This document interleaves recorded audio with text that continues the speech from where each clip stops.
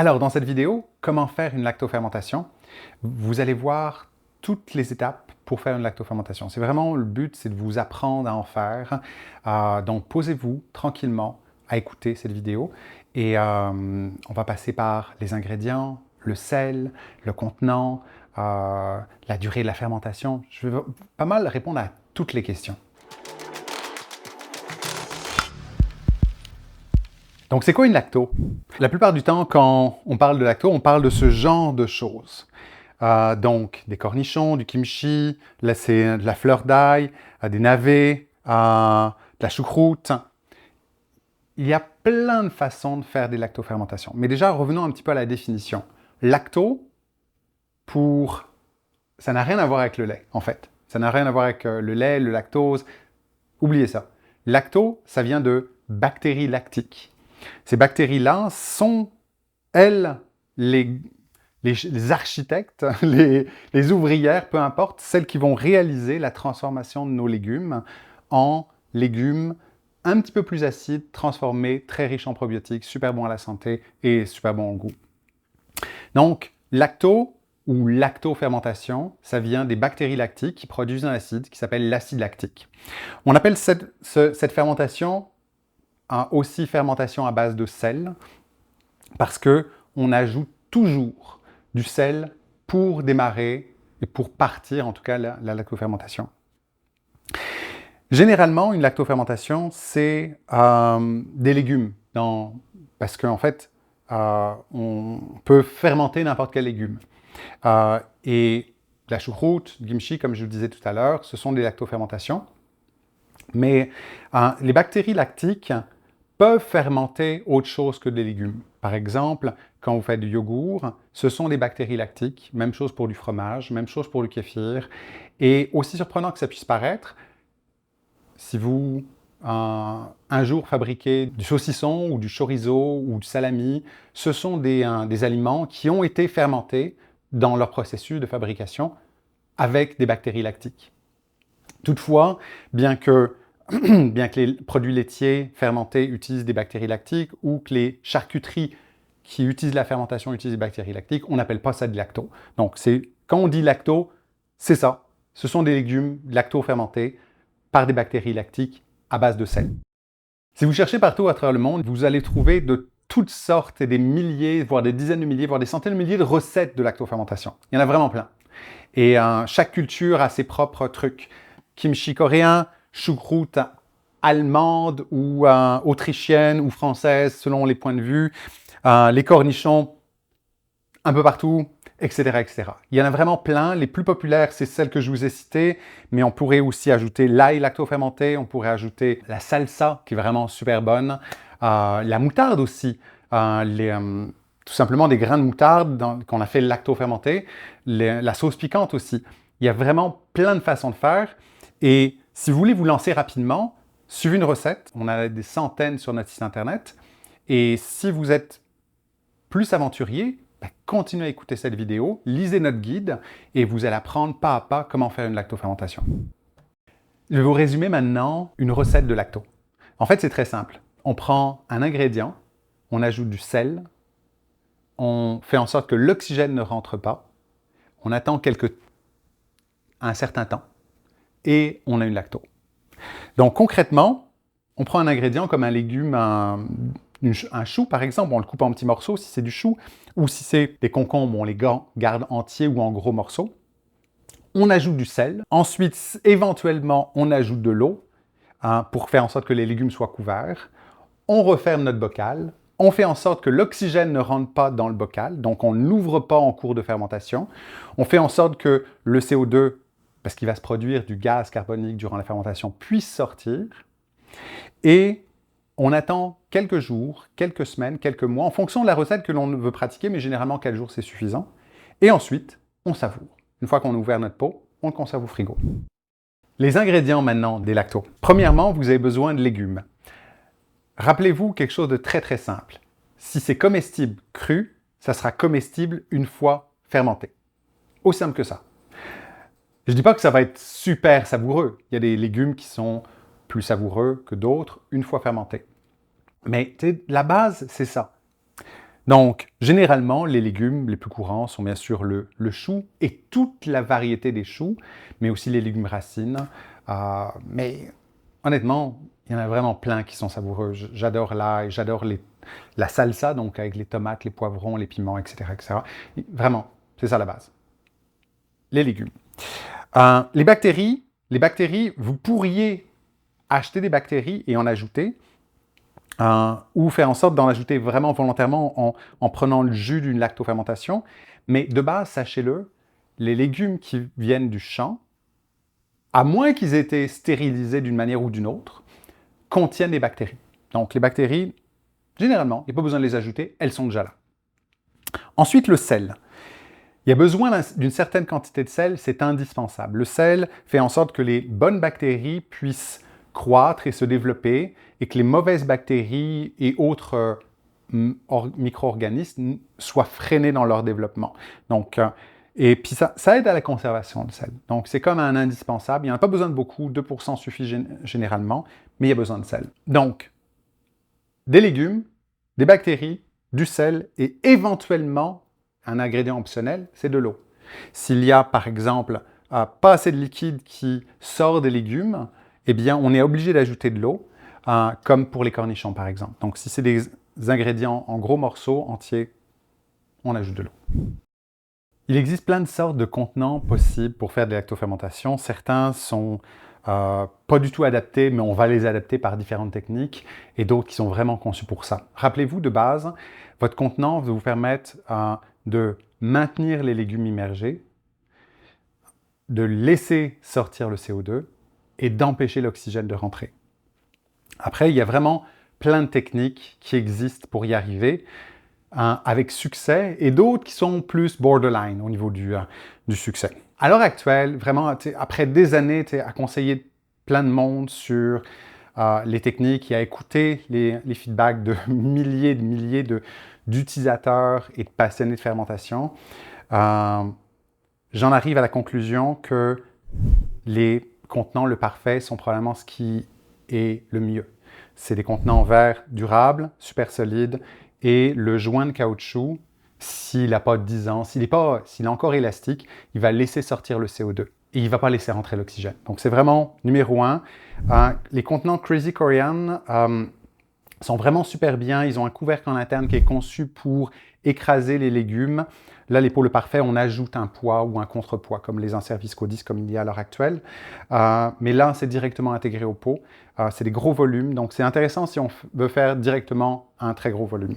Ce que j'aime beaucoup aussi, c'est les pots maçons. Les pots maçons, en Amérique du Nord, il y en a vraiment plein. C'est un format standard. Il y a 2 types d'ouvertures. Il y a plein de formats. Et donc, je trouve ça vraiment pratique. Toutefois, ils ne sont vraiment pas conçus pour faire des lactofermentations. À la base, ils sont faits pour faire des conserves. Donc, les bouchons standards ne conviennent pas, ils vont rouiller très rapidement. Une lactofermentation, c'est acide. Il y a de l'acide lactique à l'intérieur, donc le couvercle, ça ne va vraiment pas du tout. Donc, il faut trouver un autre système de couvercle. Et l'histoire du CO2 qui va sortir, c'est un petit défi. Donc, c'est loin d'être aussi simple, mais ce que j'aime des pots maçons, c'est que la plupart du monde, on en a déjà à la maison. Donc, c'est quelque chose qu'on ne va pas acheter, on va plus le recycler. Après, il y en a plein de sortes. Vous pourriez utiliser un pot de miel recyclé, mais votre défi, c'est comment vous allez laisser sortir le CO2 sans faire entrer l'oxygène. Il y a plein de gens qui me disent « Ah ouais, mais je fais burper ou je laisse sortir. » Ça fait rentrer l'oxygène, vous allez avoir des moisissures, pas mal certains. Donc, vous ne voulez pas d'oxygène parce que pas d'oxygène égale certain qu'il n'y aura pas de moisissure. Parce que s'il y a des moisissures à l'intérieur sur la surface, c'est qu'il y a eu de l'oxygène durant la fermentation. Sinon, il y a plein d'autres sortes. Vous pourriez même faire du sous-vide. Le sous-vide, c'est assez pratique pour, si vous faites déjà du sous-vide. Je ne sais pas une sous-videuse juste pour ça, mais si vous en avez déjà une, le sous-vide, c'est sans oxygène parce que c'est sous-vide, il n'y a pas d'oxygène à l'intérieur. Ça marche extrêmement bien. C'est pratique pour des petites recettes qu'on fait des tests. Les restaurateurs adorent ça. Et votre sac, il va gonfler parce que production de CO2, vous faites juste couper un petit coin, laissez sortir le CO2, remettez sous vide, puis c'est parti. De toute façon, la production de CO2, c'est surtout les premiers 5-10 jours. Et voilà, amusez-vous. Gardez en tête, c'est comment est-ce que je vais faire sortir le CO2 comment je vais empêcher l'oxygène de rentrer et comment je vais maintenir mes légumes immergés pendant la fermentation. Du sel, vous avez besoin de sel. Combien de sel? Généralement autour de 2%. Mais avant de parler de la quantité de sel, parlons du type de sel. N'importe quel sel, du moment que le seul ingrédient sur votre paquet de sel, ça soit sel. Parce que si vous avez de l'iode ajouté, ça pourrait nuire à la fermentation. Si vous avez des anti-agglomérants, ça pourrait nuire à la saveur, au goût. Donc, est-ce que c'est du sel rose? Est-ce que c'est du sel, du gros sel, du sel fin, du sel de mer, du sel de... Peu importe, ça va marcher. Du moment que le seul ingrédient, ça soit sel. Le sel est indispensable à la fermentation parce que ça aide à ce que ça se parte. Ça aide à ce que ça se conserve bien.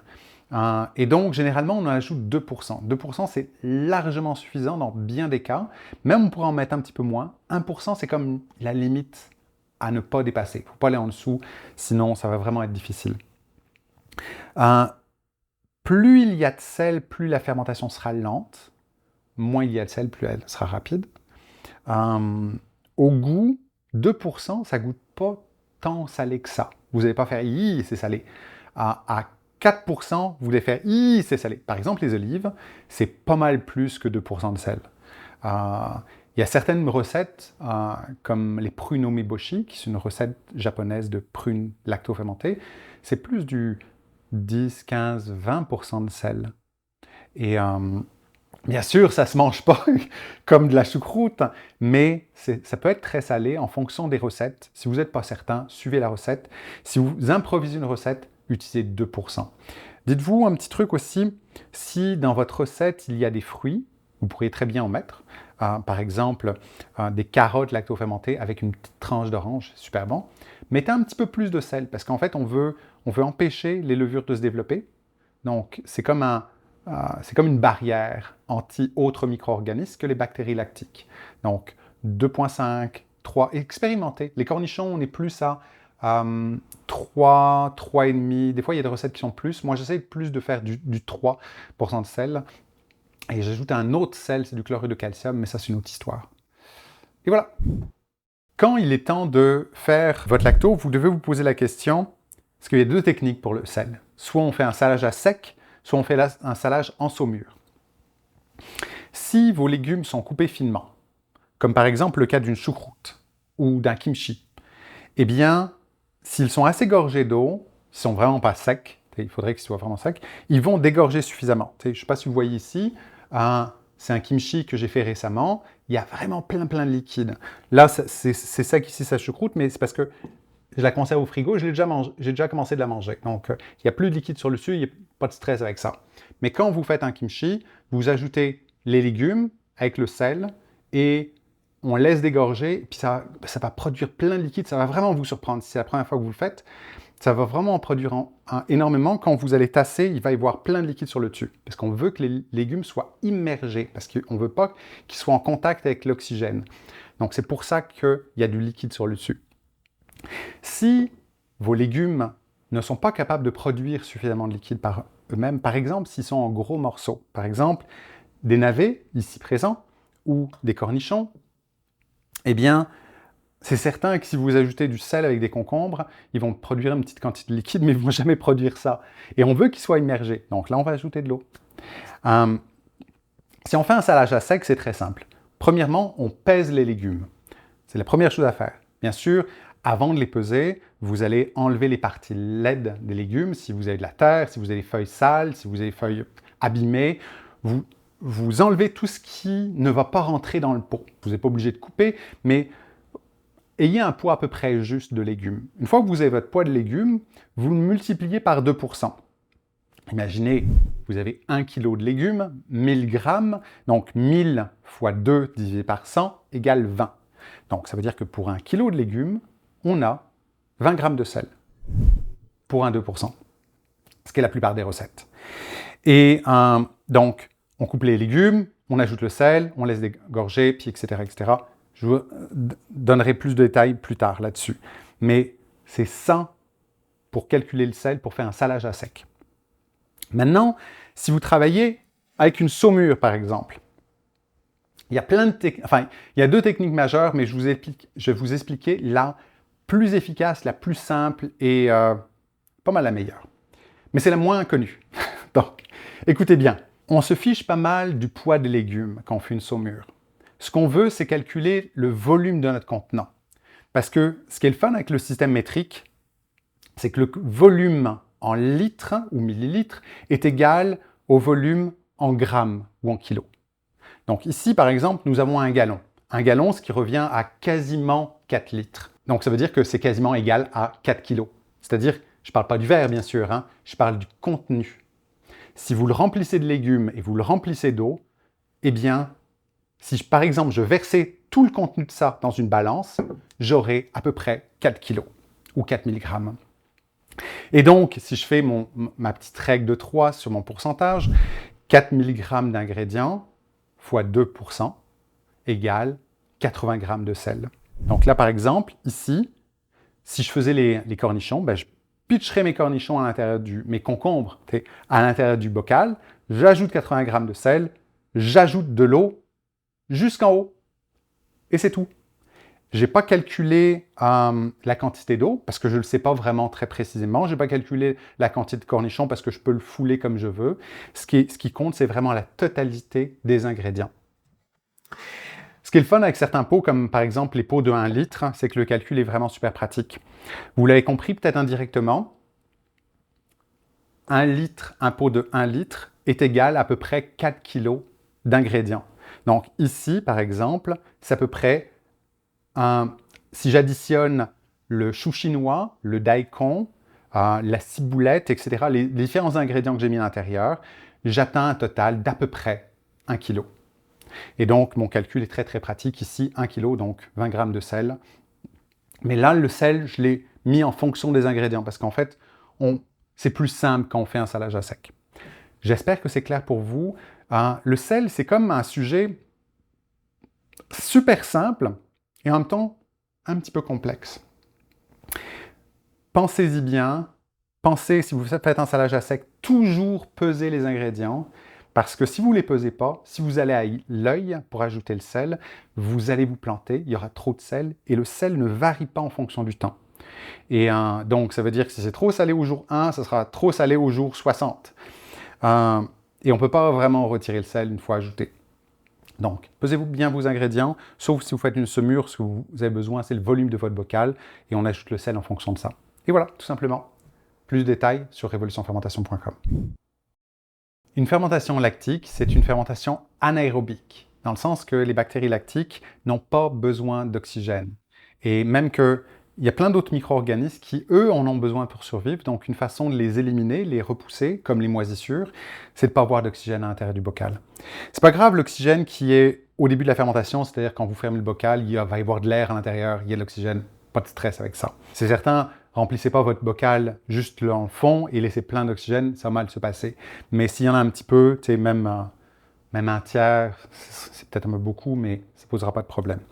Donc, en fonction de la technique que vous utilisez, un saumure ou salage à sec, dans tous les cas, vous voulez que les légumes soient immergés. On utilise un poids ou contrepoids ou autre système pour faire en sorte que les légumes restent tout le temps immergés. Le poids en verre fonctionne bien, sinon les inserts viscodisques, petits inserts en plastique qu'on pose sur le dessus et qui font pression sur le couvercle fonctionnent aussi très très bien, très bon rapport qualité-prix. Et d'autres contenants comme le Crazy Korean ont un couvercle interne qui pèse sur les légumes durant la fermentation. Maintenant, c'est la base quand on démarre la fermentation. Maintenant, une fois que la fermentation a démarré, vous ne voulez pas que l'oxygène rentre à l'intérieur du bocal. Donc, ne dégazez pas. Le mot dégazer a plein de synonymes, genre burper ou faire roter le pot, parce qu'en fait, il va y avoir production de CO2. Si votre bocal est fermé, vraiment fermé, super fermé, le CO2 va sortir d'une manière ou d'une autre, ça risque de faire sauter le couvercle. Donc, vous voulez que ça puisse sortir, mais que l'oxygène ne rentre pas. Ce qu'il faut, c'est que l'oxygène ne rentre pas. Donc, si on fait dégazer d'une manière ou d'une autre, même si vous dites « Ah, c'est super rapide ce que je fais », ça va être suffisant pour que de l'oxygène rentre à l'intérieur. Donc, ne dégazez pas en cours de fermentation. Trouvez une autre technique pour que le CO2 sorte. Il y a plein de techniques, mais grosso modo, on n'ouvre pas en cours de fermentation. Si on ouvre, on met au frigo après. Et voilà pour l'oxygène. Ne pas laisser entrer d'oxygène en cours de fermentation. Aussi simple que ça. Maintenant, vous voulez laisser sortir le CO2. Le CO2 se forme grâce à l'action des bactéries et il va vouloir sortir. Naturellement, si vous laissez le bouchon trop serré, il va y avoir un problème de pression à l'intérieur du bocal. Donc, si on utilise par exemple un pot du type pot maçon, par exemple, ou un pot standard, on va dire, ma technique qui fonctionne vraiment bien, je serre à fond et quand je le mets en bocal, hein, je serre à fond et après avoir serré à fond, je desserre d'un petit cran. Ça fonctionne bien avec la plupart des couvercles. Ça fonctionne encore mieux avec les couvercles qui ont un petit joint de caoutchouc sur le dessus parce que la pression va être suffisante pour laisser sortir le CO2 sans laisser rentrer l'oxygène. Mais beaucoup préférés, comme je vous disais tout à l'heure, c'est les pots le parfait parce que le petit joint de caoutchouc orange, eh bien, s'il est assez neuf, en tout cas, s'il est assez récent, s'il n'a pas 5 ans d'âge ou 10 ans d'âge et qu'il n'est pas tout craquelé, s'il est encore élastique, eh bien, il va laisser sortir la pression tout en empêchant l'oxygène de rentrer. Donc, suffisant, il n'y a pas besoin d'y toucher. On part à la fermentation, on l'oublie. Puis, c'est pas mal ça qu'il faut faire tout le temps. Vous partez votre fermentation, vous les mettez dans une assiette pour que si ça déborde un petit peu, ça ne coule pas sur votre comptoir, mais surtout, vous laissez la fermentation se passer toute seule sans y toucher. C'est super important. Et une fois que c'est prêt à votre goût, par exemple, une choucroute, par exemple, une 10-15 jours, là, vous pouvez bien sûr ouvrir, il n'y a pas de problème. Mais après ouverture, frigo. Il existe des petits systèmes un peu plus sophistiqués pour laisser sortir le CO2. Là, par exemple, c'est un barboteur qui s'appelle aussi bonde aseptique ou en anglais airlock.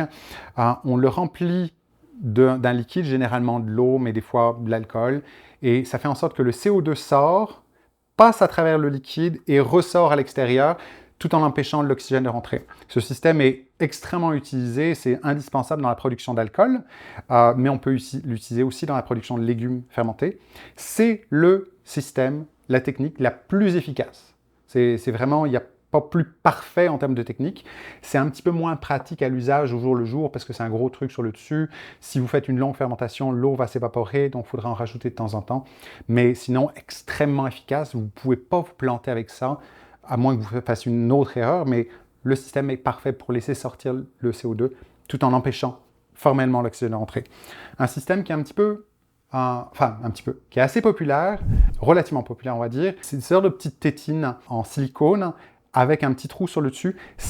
Au final, ça essaye d'imiter le barboteur, mais en pratique, il y a quand même pas mal d'échecs là-dessus. Je ne le conseille pas énormément. Et les gens qui veulent débuter facilement, essayez, mais surtout ne pressez pas là-dessus parce que si vous pressez sur la petite tétine, et vous allez avoir envie de le faire, vous allez faire rentrer de l'oxygène.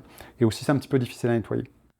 Mais ça marche, il y a plein de personnes qui ont du succès. J'ai eu du succès avec ce genre de petites tétines, mais je les recommande moins aujourd'hui. Donc voilà, je vous ai parlé pas mal de l'oxygène, comment ne pas le faire rentrer en cours de fermentation et comment laisser sortir le CO2. Ça peut paraître plus compliqué que ça n'est, c'est vraiment super simple, et surtout si on prend un bocal adapté à la fermentation. La question de la température est assez simple. En fait, il n'y a pas vraiment c'est pas vraiment un casse-tête. La plupart des températures vont très bien fonctionner, à moins que vous soyez à plus que 30 degrés Celsius, auquel cas, faites une pause de votre fermentation ou faites-la un peu plus tard, ou mettez-la dans un endroit plus frais de la maison, mais ça fonctionnera dans les 20 degrés et quelques, sans problème. Ça fonctionnera aussi dans les 10-15 degrés et quelques, mais ce sera beaucoup plus lent. Et certaines personnes préfèrent au niveau des saveurs une température plus basse, de 15-17 degrés. Si vous pouvez vous le permettre, si vous avez une chambre froide, faites-le. Sinon, ça fonctionnera très très bien. Honnêtement, je ne me suis jamais soucié de la température. Ça a toujours très très bien fonctionné. Mais pour un peu plus, si j'avais une chambre froide, c'est certain, je mettrais mes lactos dans la chambre froide à une plus basse température, mais ce serait plus long.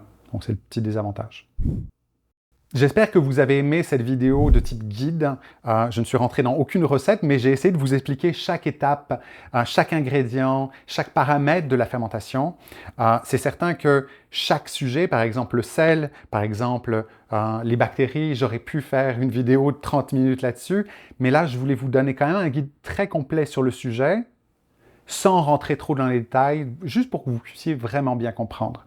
Si vous voulez plus de détails, allez voir notre site internet révolutionfermentation.com ou suivez une recette directement et amusez-vous. Bonne fermentation!